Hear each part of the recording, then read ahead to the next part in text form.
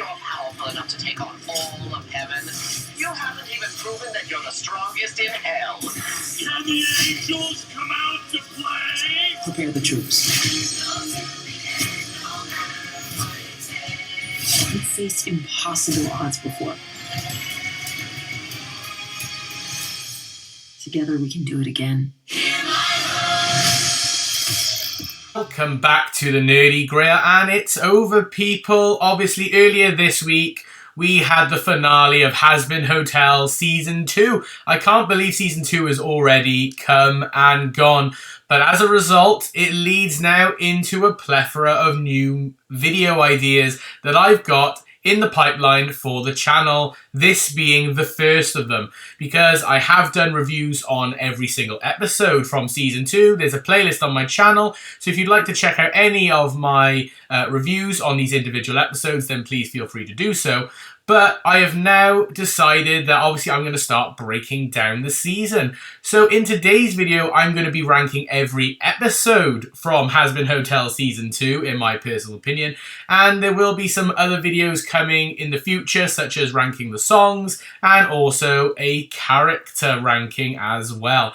But obviously, first off, let's rank all the episodes. Though, just before we jump into this, I'd just like to say that every single episode in Hazbin Hotel Season 2 for me has at least been fairly enjoyable. There wasn't necessarily any bad episodes per se. There was episodes that I preferred over others, but we'll obviously get into that. And just keep in mind that with any ranking, any tier list, anything like that, this is just my personal opinion. So if I put an episode higher or lower than you personally would, that is okay, and we're all entitled to our opinions, and we've all got slightly different tastes. So without any further ado though, let's jump straight into my ranking of every single episode from Hazbin Hotel Season 2. Okay then, so this is my ranking of Hazbin Hotel Season 2. So I got 4 categories: the best, great, good, and meh. So the best, these are the episodes I rewatch all the time. I really enjoy them, whether it's, visually, the music, the characters, the plot, whether I think the pacing is perfect, that's what makes it the best. Meh is sort of, these episodes, the pacing was off, it didn't really feel fulfilling to me, and I'm probably not going to rewatch them anywhere near as much as some of the others, but I'm not even sure if I'm going to put anything in meh, because to be fair, Season 2 was fairly solid, and I really did enjoy it from start to finish. So I'm just going to quickly go through these episodes, and I'm going to put them where I think. Obviously, this list is going to probably be vastly different to other people, and that's okay, but let's just keep this respectful in the comments down below. So, first things first, we have got New Pentious, which for me, I think New Pentious is a great episode. It's sort of that episode that reintroduces you to what's happening in Hazbin Hotel, how did we leave the characters off, and then setting up the first major plot line of the series that Vox is planning on. He wants to get up to heaven. He wants to take over and rule hell, rule heaven. He wants to be seen, let's be real, in the eyes of Alistair as, a proper overlord who is like the most powerful being in all of hell. The songs in this episode Has Been Guarantee, and once we get up there, I think they are brilliant. I love those songs. They're fantastic. And I just think every character is done really well. We're introduced to the character of Baxter. Only in little snippets, but it's really, really good. But this episode predominantly takes place in hell, and then we get a bit of a cliffhanger where Charlie finds out that Sir Pentious is actually alive due to Emily coming down and giving us a bit of a rambly conversation that something's going on in heaven. They've had to shut heaven off for their own safety. Pentious is alive, but don't worry, hopefully we'll talk again soon. And Charlie's just shocked. Which then leads us nicely then into Storyteller, which is episode 1, but from heaven's perspective. So you get to find out what the characters in heaven are doing. For me, this is a good episode. It's not as good as the first episode, because I'm not really overly keen on the heaven stuff per se. I prefer seeing all the stuff going on with the sinners. But yeah, you get to see what Sir Pentious is doing, how he's adapting to life up in heaven. You get to see human Pentious, which I thought was really good. In my review of the episode, I even said that he looks a bit like Doc Ock from Ultimate Spider-Man. And that's just something that I personally think. You get to see Abel a little bit more. You get to see what Luke's doing and how she's coping with the death of Adam, which isn't very well, especially if you listen to the fantastic song Gravity. But yeah, I really, really like it. It is a decent episode. You can see that Sarah's not coping as well. But yeah, and the episode ends how the first episode begins with Emily going to warn Charlie, let her know that Serpentius is alive. So they are interconnected because Viv did point out that these episodes sort of coincide with each other. They sort of happen roughly at the same time as each other. But that then brings me into Hazbin Hotel Behind Closed Doors, so episode 3, which I think is also a great episode. This is a personal one for me. I love that, obviously, Charlie sort of having the realization now that Serpentius is alive, she goes a bit crazy with it, wants to prove that, obviously, now that she can prove that the hotel works, she wants to get that out there. Makes a couple of rash decisions, inviting Velvet and Vox to the Hazbin Hotel due to a moment of weakness, and that obviously then allows Vox to sort of manipulate the situation himself, as he does, you know, in order to prove that Charlie is a liar, even though she's not a liar, just so that he can get more of a following and build up a bit more of a cult so that he can take on Heaven. They use angel dust in order to try and prove that people can be redeemed, because when Vox doesn't find anything interesting, he threatens to leave. But Charlie says, well, if I can redeem someone, will you stay? He agrees, and they use angel dust because apparently Angel is the closest to being redeemed. But it all goes a bit wrong, and it results in us finding out some more lore about angel dust, which I thought was really, really good. That Angel apparently killed his father, because that's apparently one of his core sins as to why he's in hell in the first place. So hopefully in season 3 we'll see that in a bit more detail.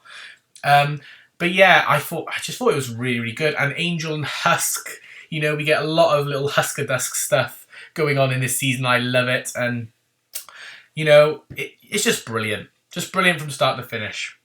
It's a Deal is the first one that's going up into the best category because, you know, Alistair gets proper time to shine in this episode. You know, we get to see how him and Vox were in the past. So we get to see past Vox. We get to see human Alistair, who looks so much like the designs on fan songs that I've reacted to from Paranoid DJ. But I know that there was some work together there on that front, so I know why there's a bit of overlap. But yeah, it looks fantastic and really good. I love that. I love the fight between Alistair and Vox, and then getting Nifty and Husk, the people he sort of is friendly with and controls, to help him out.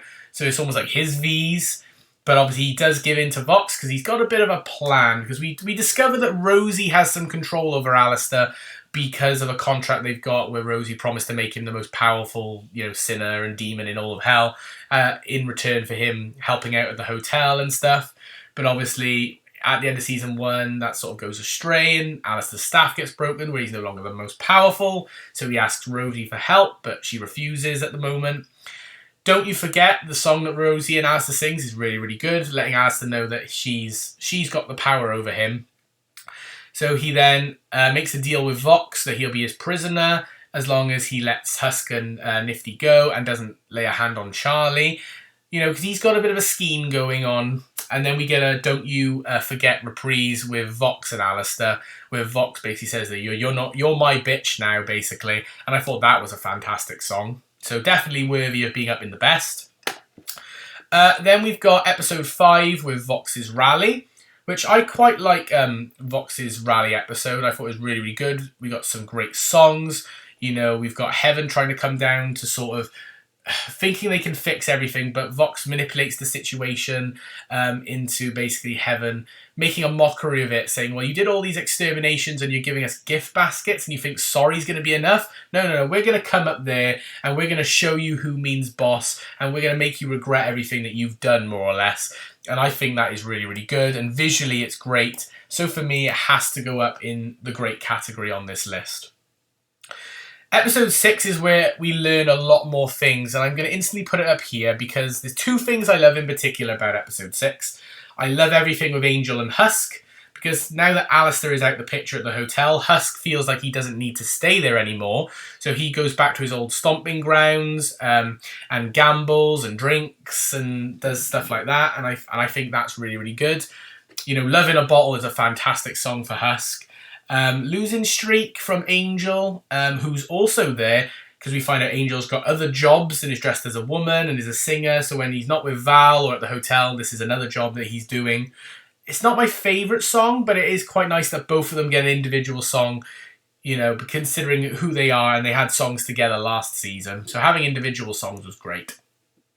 They have a nice heart-to-heart, but we also discover that Angel was actually a spy that Vox was using ever since season 1, apparently, from like Masquerade in episode 4, as a spy for the hotel so he can get the upper hand on Charlie. And that realization was intense, and I loved it, and it was brilliant, and it really made me think, how are they going to get out of this one? And then at the end of the episode, Vox disguises his voice as Charlie in order to lure Lucifer, because he wants to use Lucifer's power for something, because he is building a weapon that he's asked Camilla Carmine to help put together for him, because Vox can't do things on his own, as Alistair makes that perfectly clear. Then we've got episode 7 then, Weapon of Mass Distraction. But yeah, so Scream, Rain and Silenced. And then we got Weapon of Mass Distraction, which I think is a good episode. The thing in particular I like about Weapon of Mass Distraction is I like seeing Human Vox. I thought Human Vox was really, really good. Getting to see how Vox died as well, the TV falling on his head, that was intense. But how he managed to worm his way to the top, you know, eliminating the competition, is typical Vox. And it was done really, really well. And we get to see what his big plan is. He's built this weapon which he uses in order to blow the gates off of heaven. You know, he threatens them, says, you know, you got 24 hours to give in to my demands, or basically, I'm coming for you, and we're going to basically storm the castle. Even though Vox hasn't really thought that through, to be perfectly honest. But you can also tell at this point that the V's are starting to lose their patience with Vox.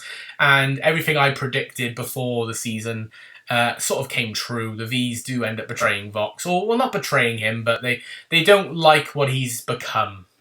Which it culminates then in Curtain Call, which is definitely going up as one of the best. I love Curtain Call. I love everything that happens with Alistair. Alistair's best episode, if I'm honest, because he uses all his favours in one go. He's able to break both his contracts and use his favour with Charlie. Because this is basically Charlie and Vaggie go to Vox's party before the war's going to happen. Meanwhile, Charlie sends all the other hotel people to go and rescue Angel and to set up a communications device with Heaven to get Sir Pentious to reveal that, you know, he actually was redeemed. All the while, Alistair manipulates the situation and gets Charlie to, firstly, he uses his favour that he got with Charlie last season to make Charlie say on camera that Vox is the most powerful sinner, which then breaks his chain with Rosie. And then Vox, being the creep that he is, according to Alistair, then can't help himself, but he touches Charlie, and that then breaks his contract with Alistair. So Alistair manages to get out of everything so easily. Master manipulator, pulling the strings behind the scenes all along. And Vox then, becoming the most powerful sinner, he gets overpowered, becomes this big monstrosity creature, and has a massive fight with Radio Demon Alistair. But he loses the plot and starts firing this big weapon everywhere, because all he cares about is just making Alistair pay, and he doesn't care who dies in the process, losing his marbles, as Alistair referenced in Don't You Forget earlier in the season, where he said, you know, when you lose your marbles in Act 3, and Vox did lose his marbles in Act 3. Obviously, towards the end, they all culminate together, because, you know, Vox does get defeated, the V's have had enough. Valentina ripping Vox's head off was hilarious. I love that. That was great.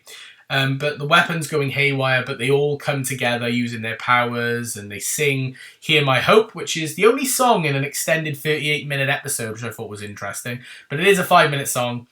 And they all come together, stop the weapon, and then we get a bit of a sad truth at the end with Angel refusing to go back to the hotel because he feels now that he can't be trusted, and that really puts a dent in Husk's heart, and that really made me tear up.